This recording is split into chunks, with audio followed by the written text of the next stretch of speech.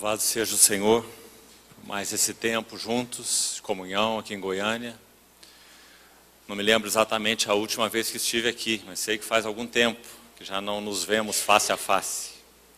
Uma alegria, um gozo estar entre os irmãos e poder repartir, gozar da comunhão do Senhor, da comunhão do seu corpo e da comunhão da sua palavra. Que nesses dias Ele encontre caminho em nós para todos esses níveis de comunhão. Vamos abrir nossas Bíblias no livro de Êxodo. Êxodo, capítulo 10.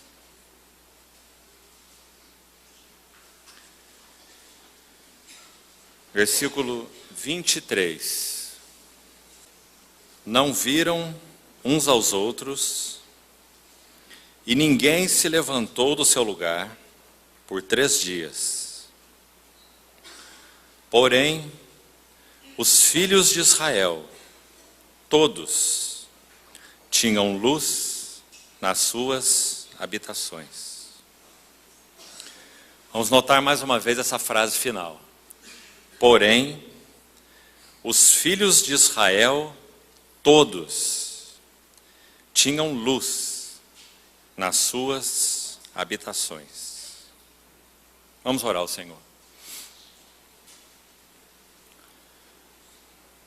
Querido Pai, de todo o coração te somos gratos pela comunhão do Senhor, pela comunhão da igreja, pela comunhão do Espírito, pela comunhão da palavra.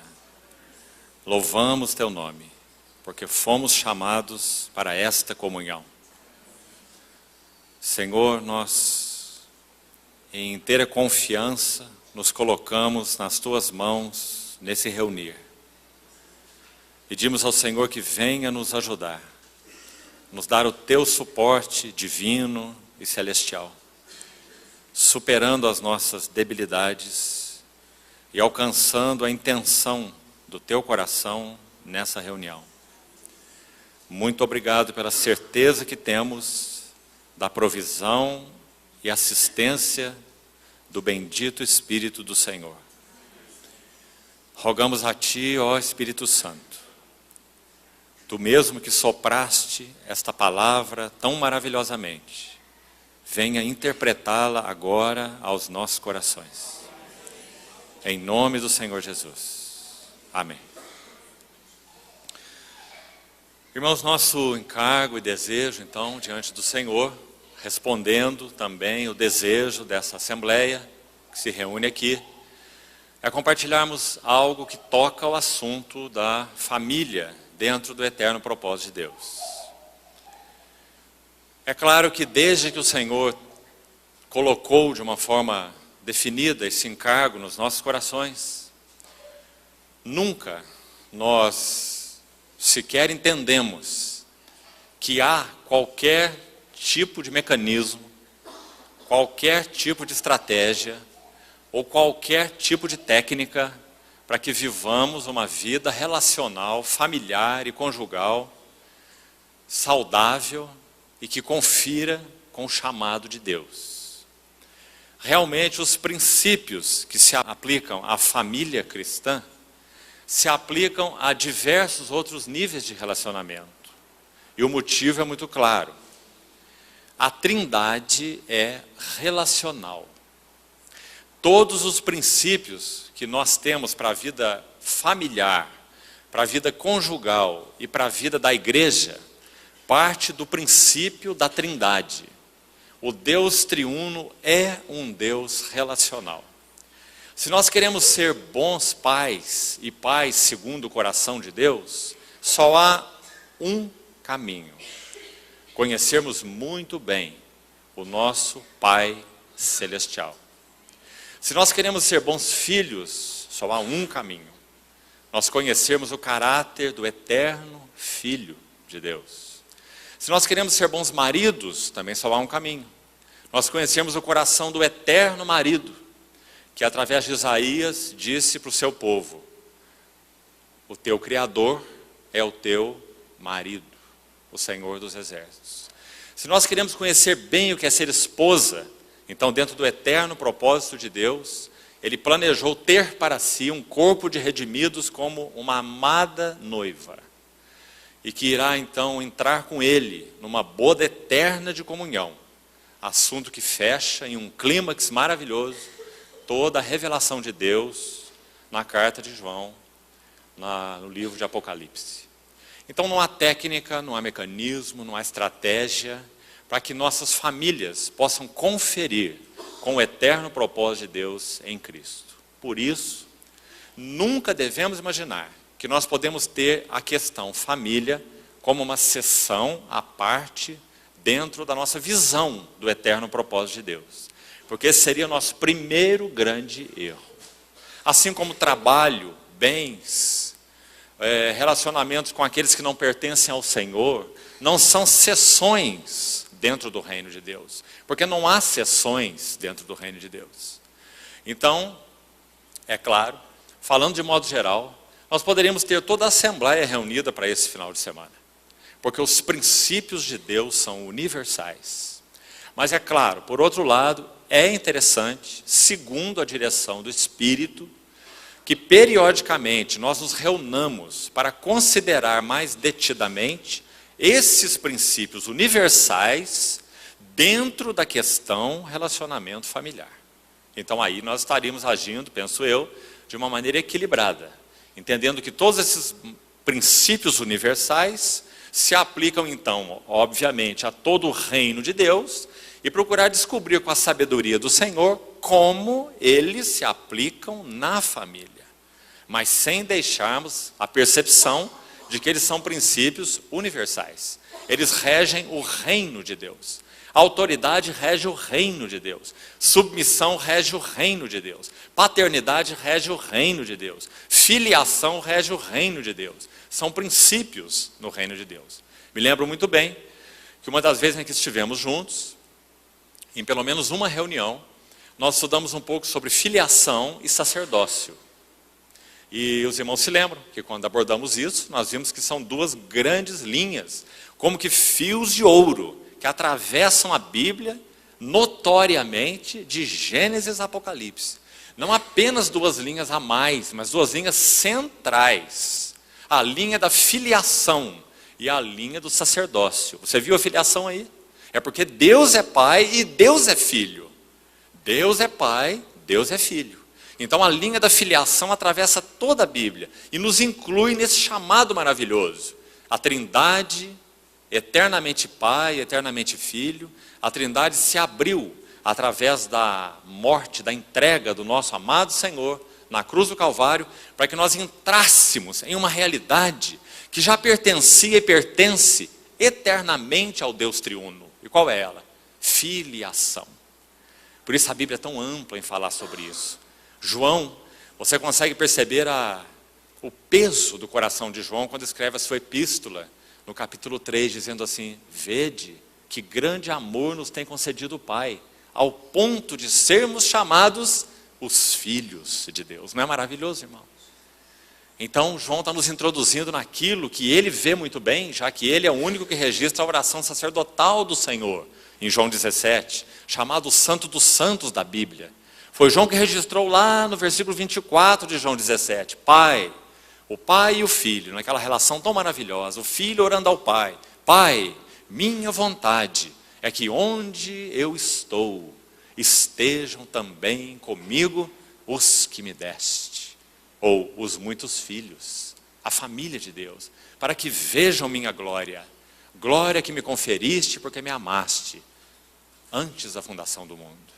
Então, irmãos, importante em primeiro lugar, nós vermos esse assunto dos princípios universais. Os princípios que regem o reino de Deus. Então, sim, a partir daí, nós podemos, como falamos, buscar a sabedoria do Senhor, pelo Espírito, na palavra, para vermos como esses princípios se aplicam, ou se aplicariam, dentro da questão família. E é claro, graças ao Senhor nós não ficamos a pé nesse assunto.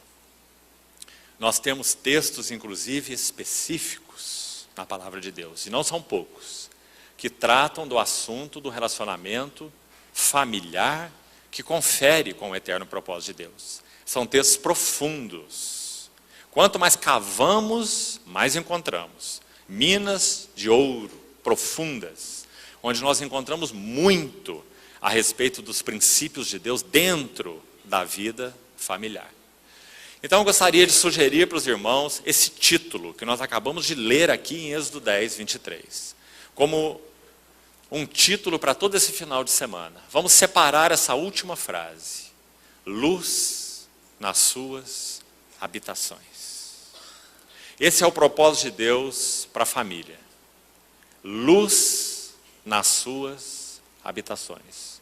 E, obviamente, luz através delas. Quando o Senhor, você vê aí nesse capítulo 10 de Êxodo, julgou o Egito com essa penúltima praga, logo anterior à morte dos primogênitos, que está aí registrada no capítulo 12, a 10ª praga. Então, essas trevas que foram anunciadas pelo Senhor através de Moisés, elas foram tão impressionantes que o relato bíblico diz que eram densas. E essa palavra é interessante, porque a Bíblia mesmo explica que eram tão densas como se pudessem apalpar.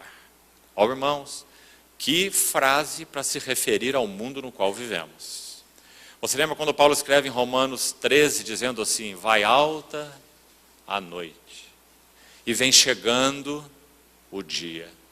Deixemos, pois, as obras das trevas, e revistamo-nos das armas da luz. Andemos dignamente, como em pleno dia. Então ele mostra que não é andar em pleno dia. Ele diz: não em orgias e dissoluções e etc., mas revesti-vos do Senhor Jesus, e nada disponhais para a carne no tocante às suas concupiscências.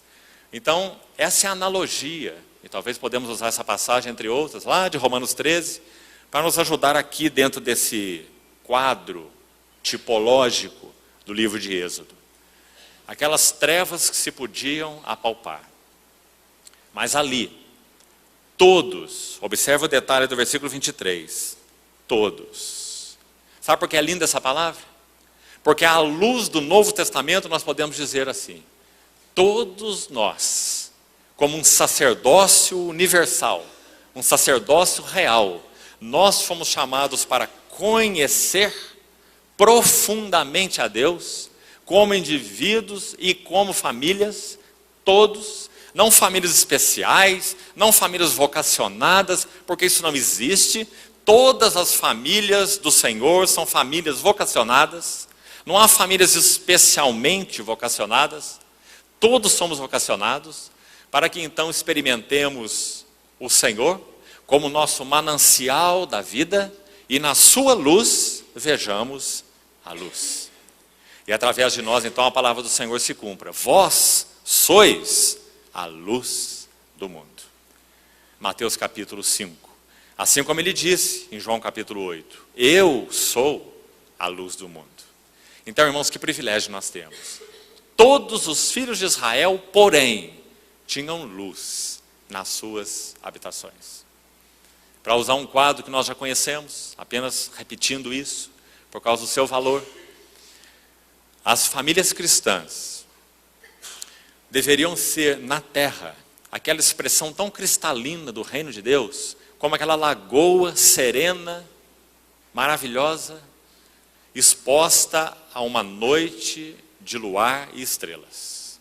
Quando você pode olhar para aquela lagoa terrena, olhando para baixo, na terra, mas você pode contemplar a beleza do céu na terra.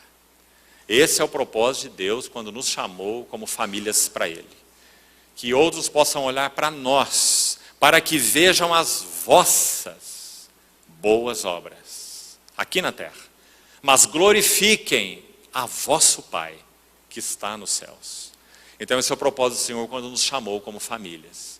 Se nossa vida familiar, incluindo obviamente nossa vida conjugal, familiar, um escopo mais amplo, né? Porque inclui filhos. Então se nossa vida familiar não confere com esse chamamento de Deus, nós precisamos sim nos humilhar e nos arrepender diante do Senhor. Há um versículo muito lindo, talvez possamos examinar mais tarde ou amanhã, em Efésios 5, você sabe, um dos grandes textos sobre família na Bíblia, Efésios 5, 21 em diante, começando com aquele sujeitando-vos uns aos outros no temor de Cristo. Quando Paulo diz lá no final do texto, ele diz assim: eis porque deixará o homem pai e mãe e se unirá à sua mulher. Essas 3 palavrinhas, eis porque, explicam qual é o propósito do nosso casamento. Nós quisermos a resposta para essa pergunta, por que nós nos casamos? Será que nós fomos precipitados? Será que a nossa escolha foi isso ou foi aquilo? Não é? Mas a palavra de Deus responde de uma maneira muito clara. Diz, eis porque. Se nossa família, se nosso casamento não está conferindo com isto, esse é um outro assunto. Precisamos ir diante do Senhor. Precisamos buscar esses motivos diante do Senhor. Precisamos ser os primeiros a tomar nossa posição nesse relacionamento. Os primeiros a tomarmos a cruz, não é? Já que ela cabe ao chamamento individual em primeiro lugar. Não enfiar o pescoço do outro lá no jugo do Senhor, mas nós tomarmos o jugo do Senhor e andarmos no caminho da cruz para que outros sejam atraídos. Mas se nós queremos entender então o porquê desse maravilhoso chamamento para a vida em família, para a vida conjugal, está aí na palavra de Deus muito claro. Eis porquê. E qual é esse porquê de Efésios 5? Porque Cristo e a igreja são no coração de Deus uma realidade eterna, que toca o eterno propósito de Deus. Então nós não casamos para quê? Para que nós tenhamos conforto, bem-estar, uma vida mais equilibrada, mais saudável, um desfrute um do outro. Não, mais do que isso. Eis porquê. E esse eis porquê está explicando o que significa o relacionamento entre Cristo e a igreja. E dizendo que o relacionamento homem e mulher, marido e mulher na terra, ele só tem realidade se, e aqui é um se bem grande, se ele responder ao significado espiritual do relacionamento entre Cristo e a igreja.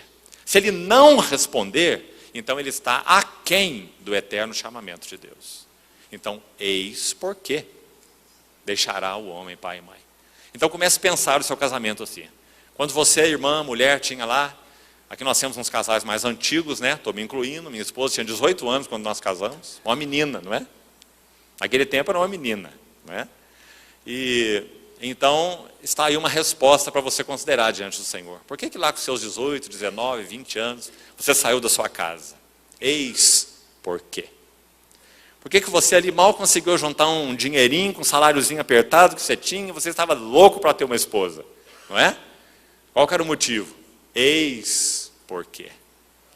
O Senhor nos chamou para que nós pudéssemos refletir esse maravilhoso, Paulo chama de mistério. Grande é este mistério. Aí ele diz, mas me refiro. Sabe por que o mas me refiro? Ele não está dizendo, não, o casamento aqui, olha, só uma sombrazinha. O importante é aqui, olha, Cristo e a igreja. Não, não faça confusão com o texto. Ele está colocando os dois no mesmo patamar. Só que ele está dizendo, esse aqui será um reflexo. Esse aqui será uma expressão, claro, transitória. Não tem casamento no céu, não é? Nosso Senhor foi muito claro sobre isso. Não se casam, não se dão em casamento. Mas sabe por quê? Sabe qual é o motivo? Porque nós seremos mergulhados corporativamente em um relacionamento com o nosso noivo celestial, que esse que nós experimentamos aqui chamado casamento não terá o menor sentido. Porque nós estaremos mergulhados em um eterno relacionamento, do qual o nosso aqui, enquanto durou, até que nós partíssemos para o Senhor, não é? Até que a morte nos separasse, ou que o Senhor então nos tomasse para si, esse relacionamento cumpriria o seu propósito, de ser um anticlímax e um antegozo deste eterno e precioso relacionamento, para o qual todos nós fomos chamados. Então pense assim, porque é assim que a Bíblia pensa. Então é assim que nós devemos pensar. Nossa realidade chamada casamento, ela vai mergulhar num casamento maior, num casamento eterno. Então nós não precisaremos nos casar na realidade futura. Graças ao Senhor por isso. Assim, amados, quando nós pensamos mesmo no ato conjugal sexual, que coisa maravilhosa a descrição dele em 1 Coríntios capítulo 6. Maravilhosa.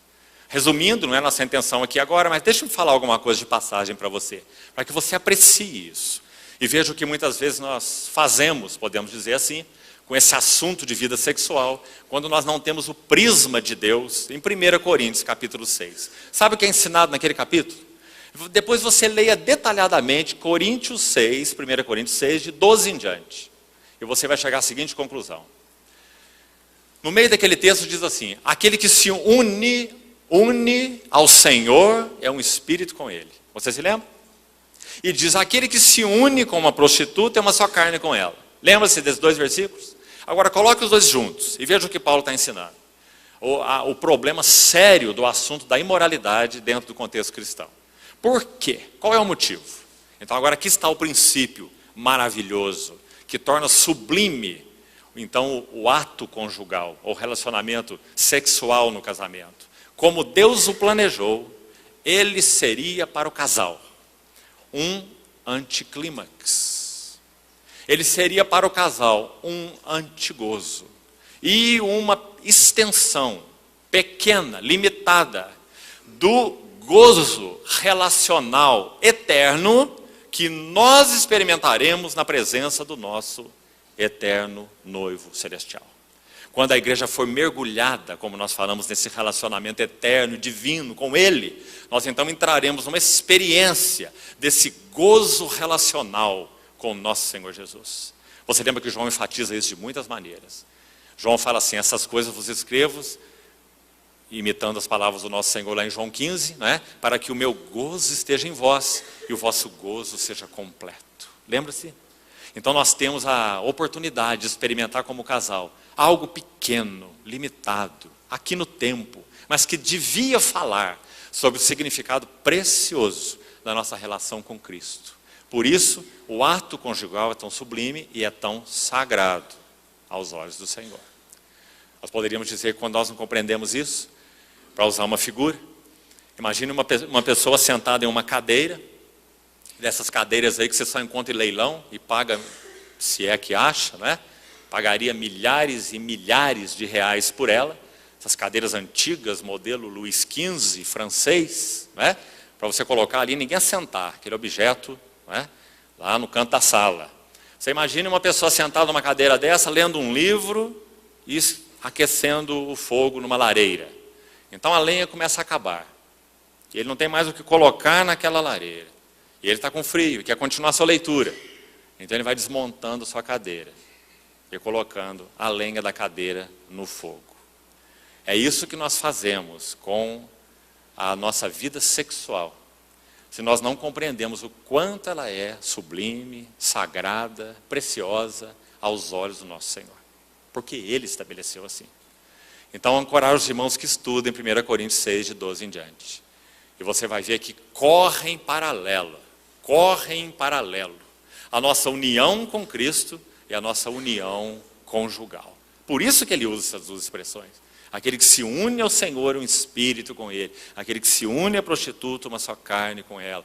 Ele vai falar no final do texto sobre o nosso pertencimento ao Senhor. E já tinha dito no versículo anterior, no verso 11, que nós somos o templo do Espírito Santo, santuário de Deus, que é sagrado. E depois de falar isso, ele entra nessa relação íntima, conjugal, orientando aqueles irmãos ali em Corinto, que vinham de uma história promíscua. Você sabe que em Corinto havia aquele templo de Apolo, onde havia mais de 1000 chamadas prostitutas cultuais. Então, quando você ia lá cultuar aquele Deus, aquele culto era um misto de um envolvimento espiritual e uma fornicação carnal. Sempre o culto pagão tem esses dois elementos, porque essa estratégia é maligna. Tudo aquilo que nos faz perder o curso espiritualmente terá profundas implicações éticas em nossas vidas. Sempre. O espiritual e o ético irão andar juntos. Então, como eles adoravam espiritualmente naquela visão pagã, então eles agiam eticamente dessa maneira imoral e promíscua.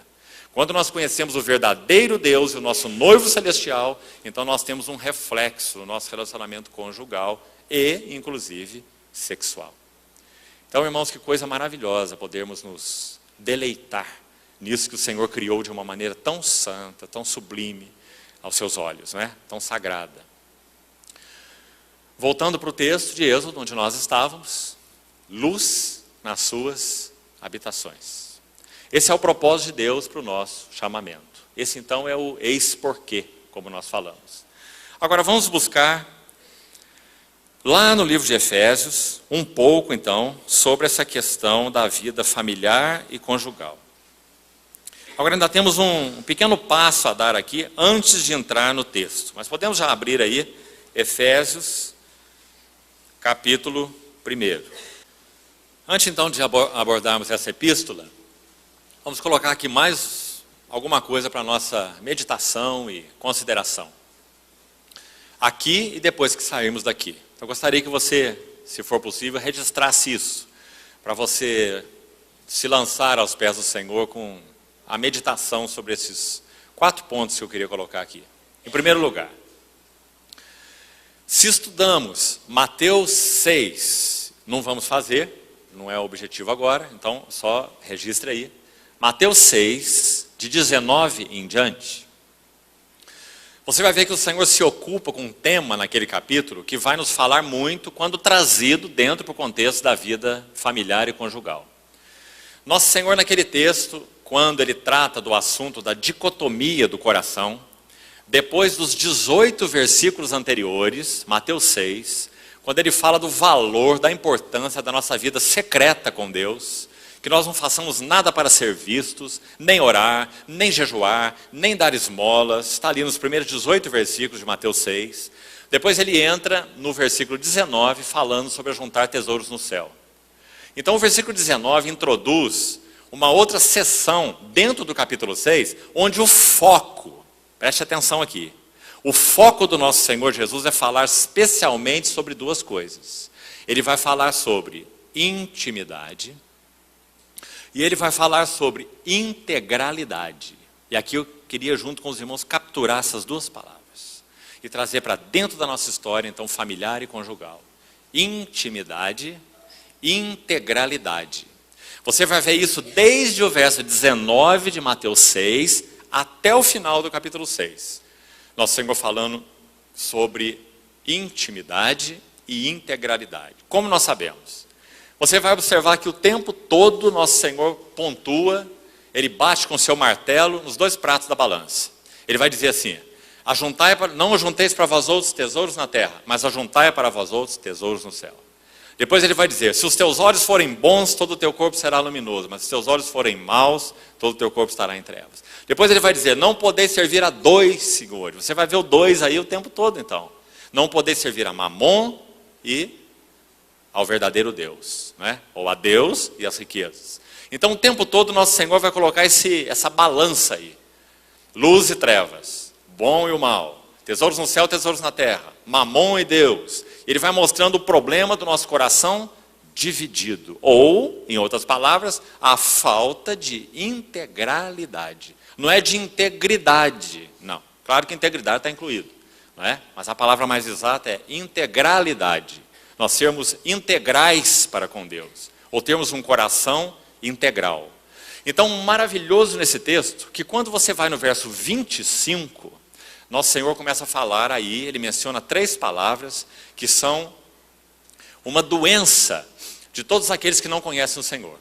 Ele diz assim, eu, porém, vos digo, não andeis ansiosos de coisa alguma. Irmãos, a ansiedade é uma doença, uma erva daninha, não é? Campeada por todo lado. Qual é, segundo o Senhor Jesus, a causa de vidas ansiosas? Dependemos de recursos, sejam eles quais forem, para acalmar ou para tratar nossas ansiedades. Nós sabemos que a ansiedade tem um cunho espiritual. Amém pelas ajudas que possamos obter, seja em que sentido, até mesmo, podemos dizer, no sentido psicológico, desde que seja ajustado, adequado, mesmo que medicamentoso, se é o caso, de usarmos por um tempo, isso pertence ao Senhor, a história de cada um é de cada um, mas vamos ao princípio. Nosso Senhor está nos ensinando que a ansiedade tem uma só causa, e é essa que nós precisamos tratar, e remédio não trata essa causa. A causa de toda ansiedade é um coração dividido. Esse é o ensino do Sermão do Monte. Por isso nosso Senhor, depois de falar de tesouro no céu, tesouro na terra, olhos bons, olhos maus, Mamon, o verdadeiro Deus, ele diz, não andeis ansiosos de coisa alguma. O Senhor está nos dando a chave. Ele está dizendo que a dicotomia do coração, que o coração dividido é a fonte de toda ansiedade. Que se nós tivéssemos corações integrais para Deus, nós não viveríamos vidas ansiosas. Então aqui nós temos que tomar cuidado. Como nós falamos, para que nós não usemos os recursos, que podem ser até certo ponto pelo menos aprovados, e então dependamos deles como muletas. E vivamos a nossa vida cristã dependentes daquilo que nosso Senhor realmente não nos encoraja a depender. Porque Ele está dizendo que um coração integral é fonte de cura para qualquer ansiedade. E há mais palavras que o Senhor usa aí nesse texto, também importantes para nós. Ele também diz, não vos inquieteis com o dia de amanhã. Então, segundo nosso Senhor Jesus, porque são palavras dele mesmo, inquietação também é resultado de coração dividido. Mas ele usa mais uma palavra, que também nos assola toda hora. Preocupação. E ele diz, não vos preocupeis com o dia de amanhã, porque ele trará os seus cuidados. Basta ao dia o seu próprio mal. Então o Senhor tomou 3 palavras que realmente nos humilham e nos fazem prostrar os seus pés. Ansiedade, inquietação e preocupação. Por que nós não vivemos vidas profundas? Porque nós não somos integrais. Por que vivemos vidas inquietas? Não temos um coração capaz de contemplar, de meditar, de nos aprofundar na revelação de Deus em Cristo. Muitas vezes nem no conhecimento e meditação da palavra. A palavra de Deus não é um livro acadêmico, não é um livro para teólogos, não é um livro para seminário. A palavra de Deus, acima de tudo, é um livro devocional.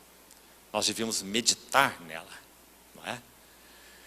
Toda verdadeira teologia deveria levar à doxologia, à adoração, a uma profunda contemplação de Deus. Por que nós não atingimos isso? Há alguns motivos, mas esse que nós falamos está bem enraizado nessa causa. Nosso coração não é quieto, nosso coração é dividido, nosso coração é ansioso. Nós não temos paz para contemplar, não temos coração para meditar. Somos ansiosos, preocupados e inquietos. E nosso Senhor está dando um motivo para nós. O motivo é que nós temos 2 amores. O motivo é que nós temos 2 prioridades, ou mais. O motivo é que nós não temos um coração conquistado, uma única paixão, um único foco, uma só coisa.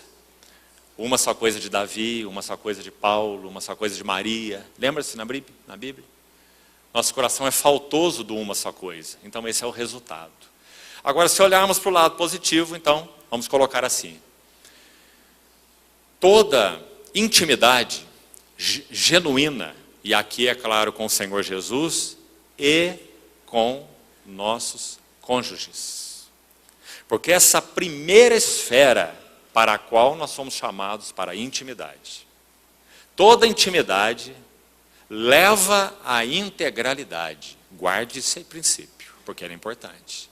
Nós queremos então, o Espírito Santo está despertando em nós um santo desejo de sermos integrais, não vivermos vidas inquietas, não vivermos vidas preocupadas, não vivermos vidas ansiosas. Então a chave está aqui atrás, intimidade. Intimidade com o nosso Senhor Jesus. E intimidade com o nosso cônjuge. Por que intimidade com o nosso cônjuge está aí? Porque, amados irmãos, nós ficaremos restritos em qualquer outro nível de intimidade se nós não pudermos avançar neste nível de intimidade.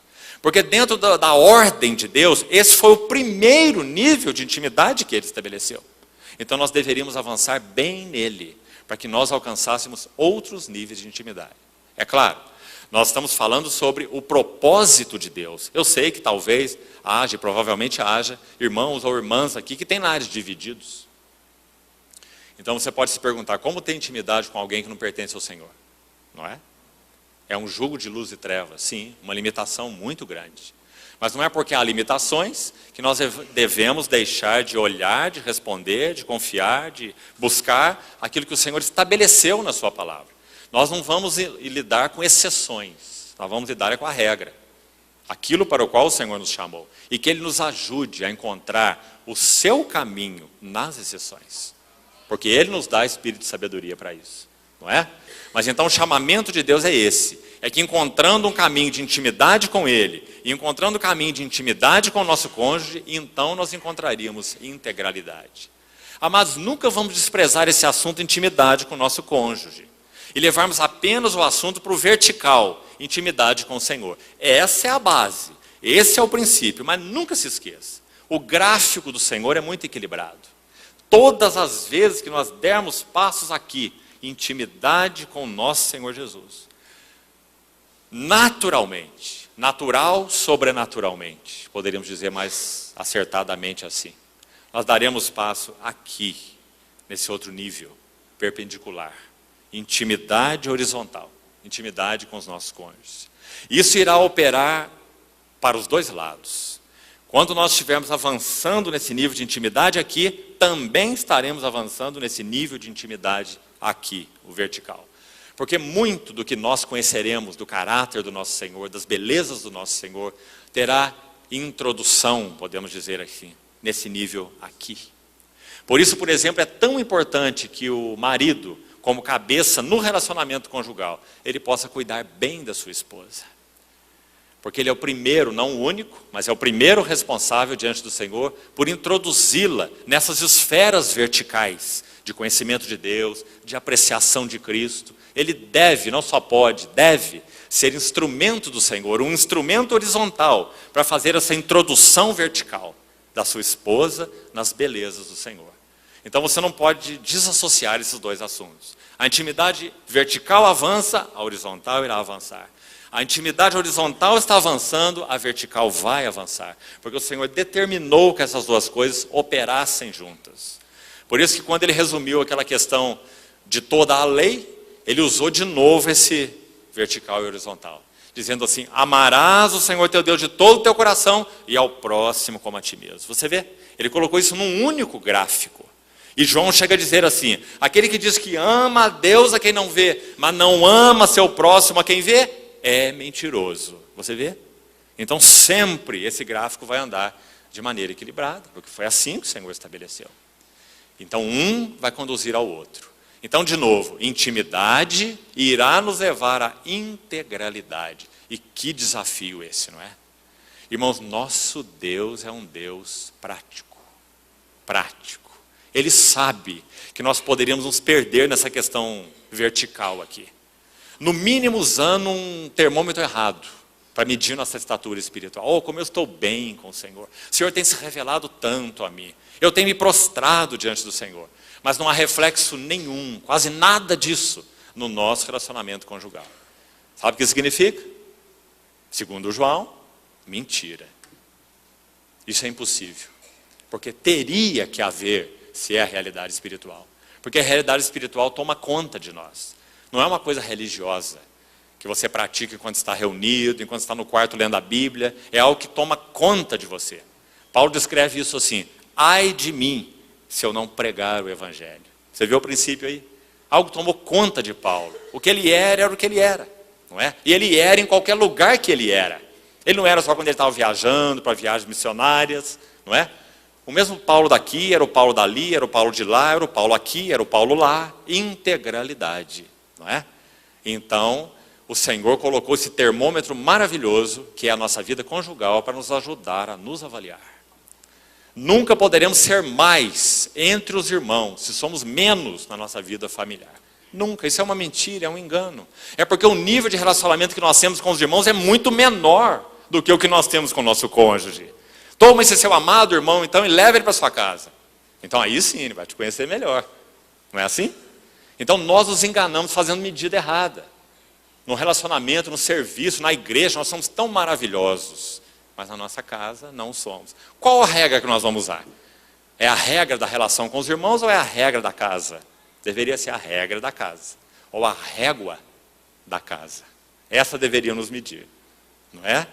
Então, para que nós não nos enganemos, nosso Deus prático, maravilhoso, o Deus que não nos quer religiosos, não nos quer autoiludidos, não nos quer enganados.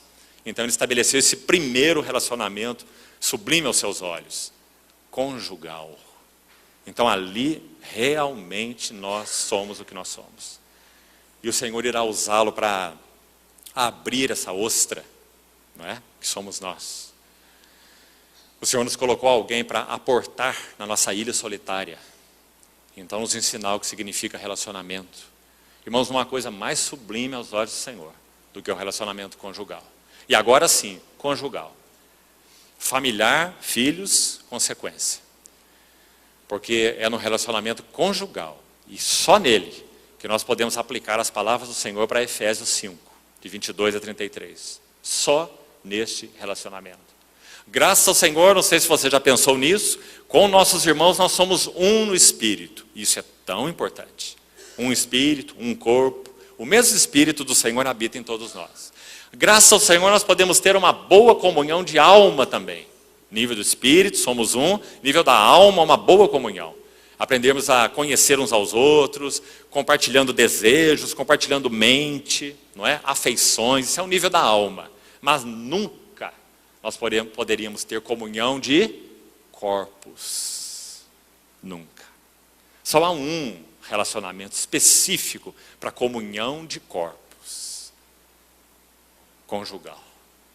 Então você vê que só por esse motivo, ele já foi selecionado pelo Senhor de uma maneira especial. Só ali nós poderemos encontrar esse triplo nível de comunhão. Espírito, alma e corpo. Não é? Em nível íntimo, em nível profundo. Então é óbvio que ele é singular aos olhos do Senhor. Não é? Então o Senhor o separou para ser assim. Por isso nós citamos Coríntios 6. Sempre aquele relacionamento eterno com o Senhor, andando paralelo com o nosso relacionamento conjugal. Então, irmãos, essa intimidade sempre vai conduzir à integralidade. E essa integralidade, agora vamos colocar os 2 pontos que nós ficamos devendo aqui para os irmãos, como uma corrente aí, consequente.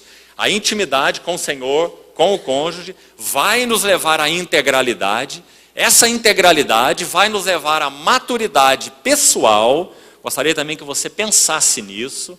O caminho para a maturidade pessoal, em primeiro lugar, é a intimidade com o Senhor, intimidade com o nosso cônjuge, que vai nos dar um caráter integral. Isso vai nos dar maturidade pessoal. Aqui vamos fazer um parêntesezinho aqui e citar uma frase de um conhecido irmão que tem escritos preciosos sobre comunhão, um alemão chamado Dietrich Bonhoeffer.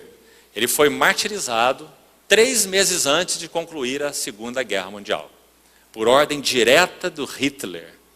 E ele era um homem de Deus, escreveu mesmo cartas da prisão, conheceu o Senhor profundamente, e esse irmão escreve bastante sobre comunhão, entre outros assuntos. E sabe o que ele diz num dos seus escritos? Ele diz assim: se você não conhece bem a solidão, você não está preparado para a comunhão. Que frase, irmão. Que realidade, irmão. Muitas vezes nós tentamos entrar na comunhão, mas nós não conhecemos a solidão. Se não estamos preparados, se não conhecemos bem a solidão, não estamos preparados para a comunhão. Será que está claro o princípio aqui para todos nós? Vamos tentar elucidá-lo. Se nós não temos uma vida íntima com o Senhor, alguns chamados místicos, né, homens de Deus do passado, chamavam isso de solitude. Se você conhece aquela obra de Richard Foster, aquela boa obra que ele tem, chamada Celebração da Disciplina, creio que alguns irmãos aqui conhecem essa obra, muito boa. Um dos capítulos, aquele irmão trata sobre a disciplina da solitude. E esse solitude é o a sós com Deus. Mostrando que assim como numa planta, a maior parte da sua altura está debaixo da terra, invisível aos olhos humanos, assim na nossa vida com Deus. A nossa vida oculta, a nossa vida secreta, é a base da nossa vida cristã, e não nossa vida pública. Nós cristãos deveríamos ser como um iceberg. 6/7 da nossa vida deveria estar da água para baixo, onde ninguém vê. E só 1/7 da água para cima, onde todo mundo vê. Porque é importante que vivamos 2 níveis, não é? E não enfiados na caverna numa vida contemplativa, como o movimento monástico fez lá no início da história da igreja, que realmente não confere com o chamamento do Senhor. Mas, por outro lado, nós deveríamos entender que a proporção deveria ser essa. 6 partes de 7 deveria ser uma vida forte, profunda, de raízes em Cristo. E uma parte de 7 deveria ser exposta em público. Nós somos um iceberg ao contrário, não é? Fazemos demais, falamos demais, aparecemos demais, servimos demais, 6/7 para fora. Mas quando as raízes são testadas, é só 1/7. Uma planta normal. Há um lindo versículo, depois voltamos aqui onde nós estávamos. Há um lindo versículo em Oséias 14. Abra, por favor, sua Bíblia. Oséias 14:5. Que menciona aí uma planta, vamos dizer assim, muito linda nas Escrituras. Você sabe que tem irmãos que estudam plantas na Bíblia, né? E eles fazem assim uma relação, uma busca, um catálogo e tentam entender aquelas plantas e o que pode aprender diante do Senhor dela. É um estudo interessante. É a planta mais misteriosa da Bíblia que não tem catálogo botânico nenhum. Veja aí como essa planta é. Nosso Senhor, através de Oséias, fala assim para o seu povo. Oséias 14:5. Eu serei para Israel, nosso Deus falando, eu serei para Israel como orvalho. Sem o orvalho não há nada. É a fonte da vida. Não tem orvalho, não tem nada. Não tem planta nenhuma. Deus é a fonte. Deus é o autor. Deus é a fonte da vida. Eu serei para Israel como orvalho. Então nosso Senhor, derramando-se sobre nós, Ele vem nos regar como orvalho. E nós somos a planta. Nós vamos crescer. Agora, olha que tipo de planta somos nós. Por favor, preste atenção nesse versículo. Ele fala que o seu povo crescerá. Como? Crescerá como? O lírio. Então está aí. Da terra para cima, lírio. Agora, o que mais? E lançará suas raízes como? Cedro do Líbano. Está aí uma planta bem esquizofrênica, não é? Ela tem raízes de cedro, mas ela é um lírio, aparência de lírio. Esses somos nós. Sabe o que o Espírito Santo está nos ensinando aí? Nós cristãos, da terra para cima, ou seja, aquilo que todas as pessoas veem, vivemos uma simples e despretensiosa vida de fé. O justo viverá pela fé. Lírio. Pedro diz assim, hoje existe, amanhã é lançado no fogo. Não é isso? Nosso Senhor também falou em Mateus 6, você se lembra? E Pedro repete lá no seu epístola. Toda a carne é como a erva e toda a sua glória é como a flor da erva. Seca-se a erva e cai a sua flor. A vida do Senhor em nós não nos torna homens excepcionais, digamos assim. Nossa aparência é como de qualquer homem comum, ou mulher comum. Uma simples e despretensiosa vida de fé. Lírio. Só que há algo mais nessa planta. E esse algo mais é o que realmente faz diferença. Da terra para baixo, onde nenhum olho humano vê, as grossas raízes de um cedro. Segundo os botânicos, raízes que alcançam até 120 metros. Nenhuma tempestade pode arrancar essa planta. Não é? Grossas raízes do cedro. Então você vê o iceberg aí. Quando você olha de fora, uma vida simples. Mas se pudéssemos olhar de dentro, tão profundas e grossas raízes. Jeremias 17 também fala sobre isso. O homem que confia no Senhor e cuja esperança o Senhor é como árvore plantada junto à corrente das águas, que no determinado tempo dá o seu fruto, sua folhagem não murcha. Por quê? Porque está plantada junto às águas e as raízes vão buscar lá. No tempo da sequidão, não se perturba e não deixa de dar fruto.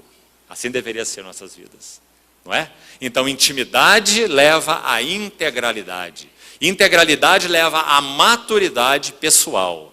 E agora o último ponto onde nós estávamos, voltando lá. Maturidade pessoal vai nos levar à maturidade relacional.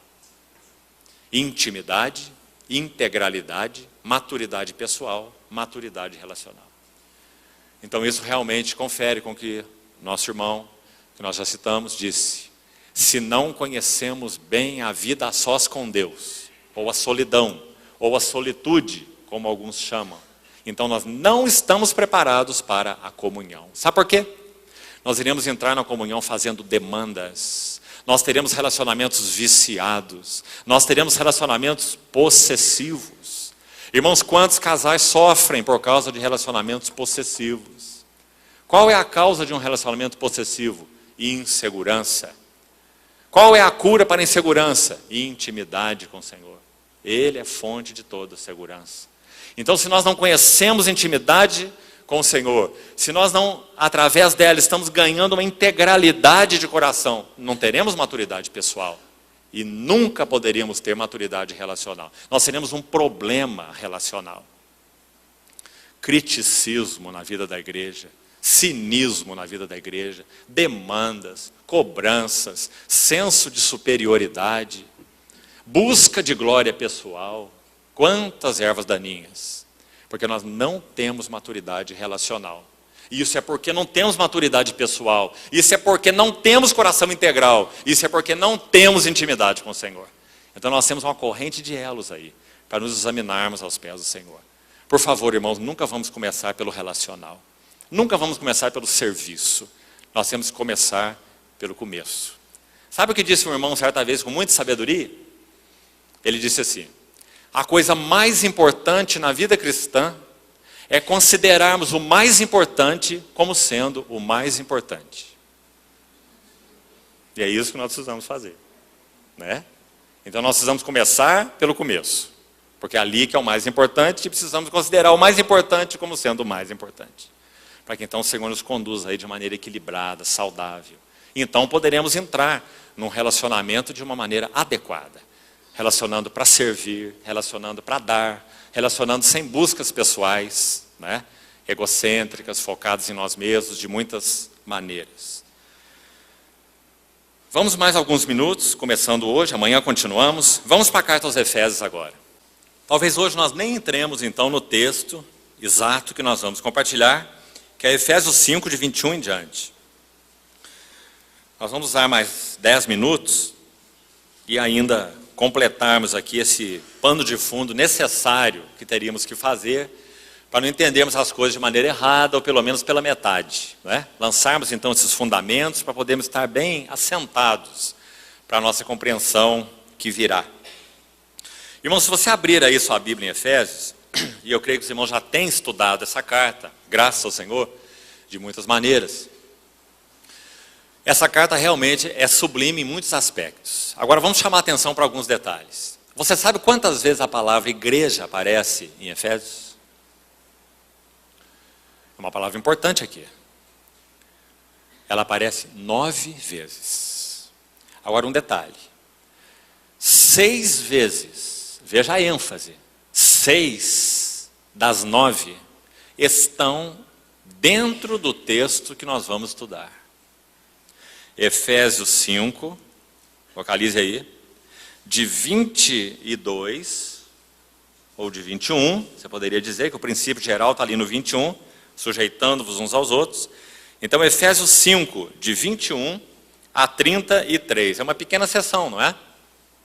São 13 versículos, certo? Em 13 versículos, nós temos 6 vezes a palavra igreja. Agora, do que trata Efésios 5, 21 a 33? Da vida conjugal. Observe que não é da vida familiar, porque família vem na sequência, ou filhos, né? Está aí no capítulo 6, versículo 1. Então aqui, nessa seção que eu citei, é apenas marido e mulher, o assunto aqui. Então o Espírito Santo tomou a palavra igreja e embutiu dentro da seção de 13 versículos sobre marido e mulher 6 vezes. Você acha que isso é ocasional? Claro que não. Por que a palavra igreja é colocada aí 6 vezes? Porque, repetindo, não há nenhum relacionamento que tenha capacidade de expressar melhor o que Cristo e a igreja são do que o relacionamento entre marido e mulher. Então ele vai colocar 6 vezes a palavra igreja como se aplicando à realidade espiritual do que a mulher representa no casamento. Então essa primeira nota é importante nós observarmos aí. Muito linda, muito especial. Outra coisa importante, que vamos fazer agora também. Se você olhar essa carta, volte agora para o capítulo 1. Vamos fazer uma divisão grande de Efésios, para tentarmos entender como que o Espírito Santo encaixa o assunto família dentro de uma carta ampla, né, sobre o reino de Deus, que é a carta aos Efésios. Então, assim, de modo geral, nós poderíamos dizer que do capítulo 1 de Efésios, entrando aí por esses versículos, do capítulo 1, entrando pelo capítulo 2, apenas visualize aí na sua Bíblia, até o verso 10 do capítulo 2, nós teríamos uma primeira grande sessão. Você pode e vai dividir essa epístola de outras maneiras. Raramente um livro das Escrituras tem uma abordagem só. Você pode abordar Efésios de diversas maneiras. Você pode dividir o livro no meio, 3 primeiros capítulos falam de visão, os 3 últimos capítulos falam de vocação. Você pode dividir o livro em ângulos diferentes, por palavras-chave, a palavra andar, a palavra ficar firmes, a palavra paz. Então, há muitas abordagens de Efésios. Uma das abordagens nós estamos fazendo aqui, é essa. Em sessões que tratam desse nosso chamamento em Cristo. Então, o capítulo 1, repetindo, até o capítulo 2, verso 10, o tema seria a nossa nova vida em Cristo. Então ele vai falar sobre toda a sorte de bênção celestial, escolhidos, predestinados, chamados, redimidos, selados com o Espírito Santo e etc. Somos feitura de Deus, ele termina assim. Então essa nossa nova vida em Cristo, até 2:10. Depois no 2:11, olhe de novo para a sua Bíblia. A ênfase muda. Ele começa a falar sobre esse novo homem da nova criação. E você pode seguir isso aí até o capítulo 3, último verso, 21. 3:21. Se você ler essa seção com cuidado, dentro da abordagem que nós estamos fazendo, você vai ver que ele foca a nova sociedade de Deus. Ele chama essa nova sociedade de um novo homem, de uma nova criação. Então, primeiro, nova vida. Até o capítulo 2, verso 10. Depois, nova sociedade. 2:11 até 3:21. Que é o novo homem, essa nova sociedade de Deus. Depois, seguindo, capítulo 4. Vá olhando aí. Capítulo 4, verso 1. Mais uma sessão começa aqui. E nós podemos chamá-la de novos padrões. Então, nova vida, nova sociedade, agora novos padrões. Por que padrões novos? Porque ele vai entrar no nosso chamamento como igreja. Rogo-vos que andeis de modo digno da vocação a que fosse chamado. Então ele vai mostrar os padrões dessa vocação.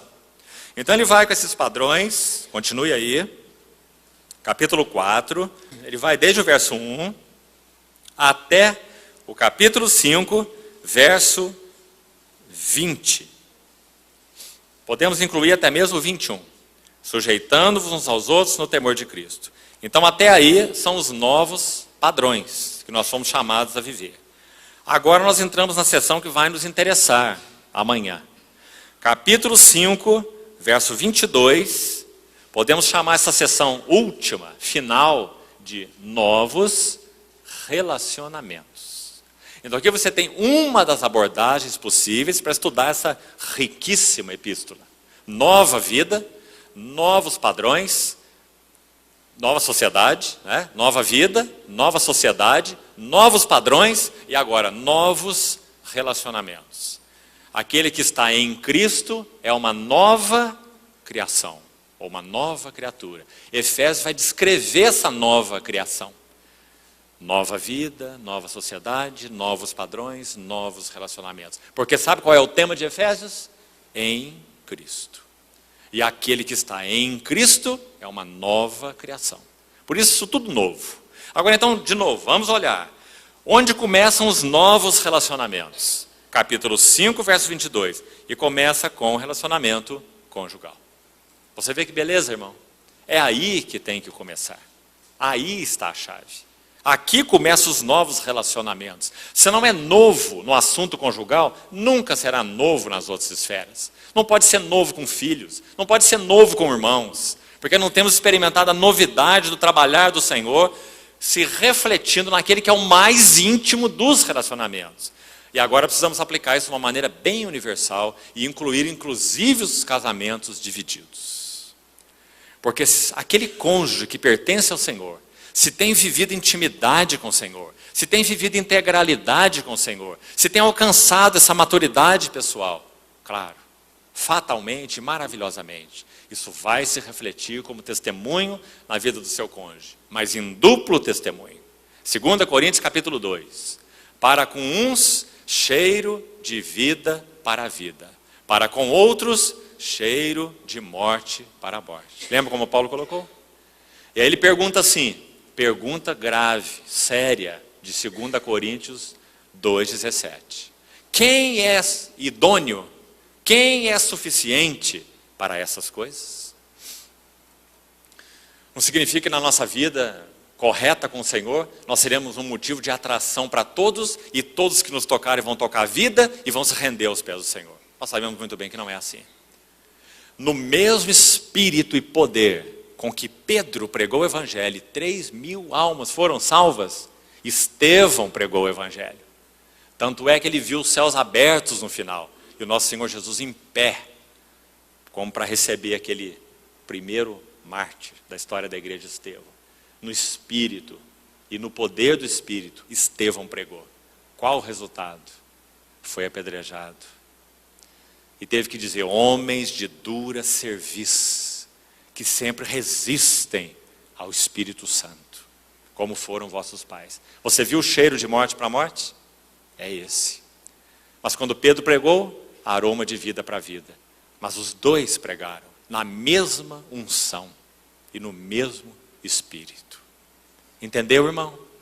Por isso em 2 Coríntios 2, Paulo pergunta, quem é idôneo para essas coisas? Para que nós possamos ser aroma de vida para vida, segundo o propósito do Senhor, mas também cheiro de morte para morte, segundo o propósito do Senhor. Significa que os nossos lares, a nossa vida pessoal, voltando para o assunto do lar dividido, a nossa vida pessoal deveria ser uma santa reprovação ao nosso cônjuge que não pertence ao Senhor. Uma santa reprovação, guarde isso. Não uma reprovação ranzinza, não é? Uma reprovação que parte do que nós somos, nossa personalidade, mas uma santa reprovação, que parte da vida madura de Cristo em um cônjuge, trazendo uma santa reprovação para o outro. Na expectativa de que essa santa reprovação conduza o outro aos pés do Senhor. Isso, assim nós deveríamos ver. Você nunca saberá se o seu cônjuge será salvo. Nunca saberá. Isso pertence ao Senhor. Mas nós temos a responsabilidade de viver uma vida profunda em Cristo. Para que então nós possamos ser, até o dia da nossa partida, ou um aroma de vida para vida, se assim aprouver ao Senhor. E Ele então satisfizer os desejos do coração de tantos que vivem essa realidade, ou sermos cheiro de morte para morte, até o final. Mas uma santa reprovação, que glorifica o Senhor. Então, graças ao Senhor por isso, irmãos. Versículo 22, então, vamos concluir aqui, por hoje.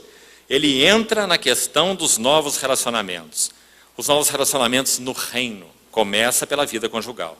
Depois, capítulo 6, ele entra na questão de filhos, os 4 primeiros versos. Depois ele entra na questão de 5 a 9, dos relacionamentos mais amplos aí na esfera, vamos chamar de profissional, servos e senhores, uma esfera séria, não é? Ali realmente somos manifestados em quem somos, precisamos aprender com Cristo a ser patrão, aprender com Cristo a ser empregado, não é? E aí, interessante, no versículo 10, não mudou a seção. Não mudou a seção, veja aí. São novos relacionamentos ainda, só que agora é relacionamento com principados e potestades. É um relacionamento inevitável, que todos nós temos. E é um relacionamento de combate. Então o Espírito Santo vai nos ajudar a nos relacionar na esfera de principados e potestades. Dizendo que há uma batalha árdua a ser travada nessas regiões. Então ele diz, olha, esteja preparado, revista-se de toda a armadura de Deus e fica firme no terreno já alcançado. Então ele vai nos ajudar com a armadura de Deus. Então essa última sessão inclui isso tudo. Interessante sessão. Começa com relacionamento marido e mulher e termina com o nosso relacionamento com o diabo. Muito interessante essa sessão, não é?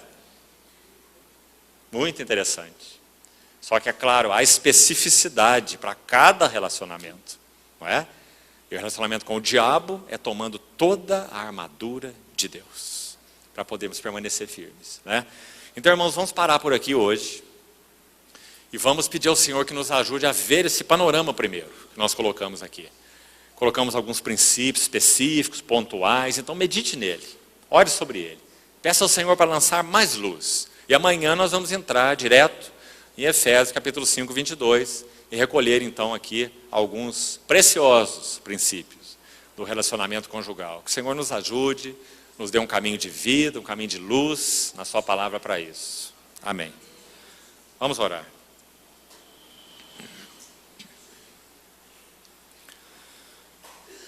Querido Pai, nós te agradecemos porque nós fomos vocacionados por Ti. Que precioso chamamento, Senhor. Como nós apreciamos termos sido escolhidos em união com Cristo antes da fundação do mundo. Senhor, entregamos a Ti as nossas vidas com simplicidade e com realidade, para que o Senhor siga Teu trabalho firme conosco. Muito obrigado pelas Tuas mãos constantes, perseverantes, fiéis e amorosas, que tratam conosco de uma maneira tão singular. Senhor, nossa oração continua sendo que o Senhor use esse tempo de comunhão, esse fim de semana, para nos lançar a Tua luz e nos ajudar na visão do Senhor mesmo e dos Teus desejos relacionados à nossa vida conjugal e nossa vida familiar. Ó Senhor, clareie esse caminho de uma forma, te pedimos, mais ampla para nós. E que realmente andemos no terreno que pudermos conquistar na nossa visão. Ajuda-nos nisso. Nos oferecemos a Ti, Senhor. Em nome de Jesus. Amém.